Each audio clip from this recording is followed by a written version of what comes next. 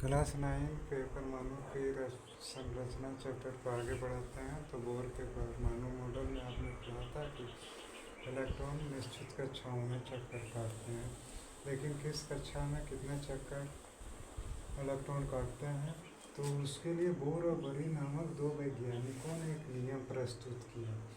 इस नियम के अनुसार इलेक्ट्रॉन किन कक्षाओं में कितने काटते हैं, इसको ऐसे समझिए कि पहला नियम था कि किसी भी कक्षा में अधिकतम इलेक्ट्रॉनों की संख्या ज्ञात करने का सूत्र है 2n²। 2n² n मतलब कक्षाओं की संख्या, n मतलब पहली कक्षा तो n1 होगा, दूसरी कक्षा तो n2 होगा, तीसरी कक्षा तो n3 होगा। जैसे पहली कक्षा में तो 2 × 1² तो 2 इलेक्ट्रॉन होगा, दूसरी कक्षा में तो 2 × 2² मतलब 8 इलेक्ट्रॉन होगा, और तीसरी कक्षा में तो 2 × 3² तो तृतीय 9 × 18 इलेक्ट्रॉन होगा, चौथा कक्षा में 2 × 4²।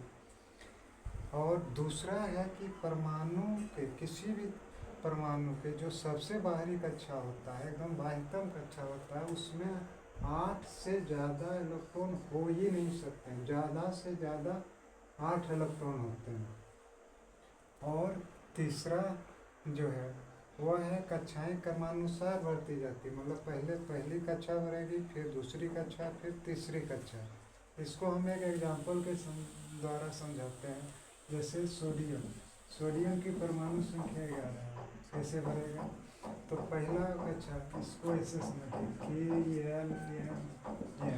तो पहला कक्षा हो गया, तो पहला कक्षा में क्या इलेक्ट्रॉन होगा 2, तो 2 भर गया। अब इसके पास 9 इलेक्ट्रॉन बचा, दूसरा कक्षा में ज़्यादा कितना इलेक्ट्रॉन ले सकता है 8, तो 2 8 10 हो गया। अब तीसरा कक्षा में 1 इलेक्ट्रॉन होगा। ठीक है, तो इस तरह हम आगे के वीडियो में आपको बताएंगे, और ये भी बताएंगे कि उप कक्षा स्तर पर कैसे इलेक्ट्रॉन को सजाया जाता है।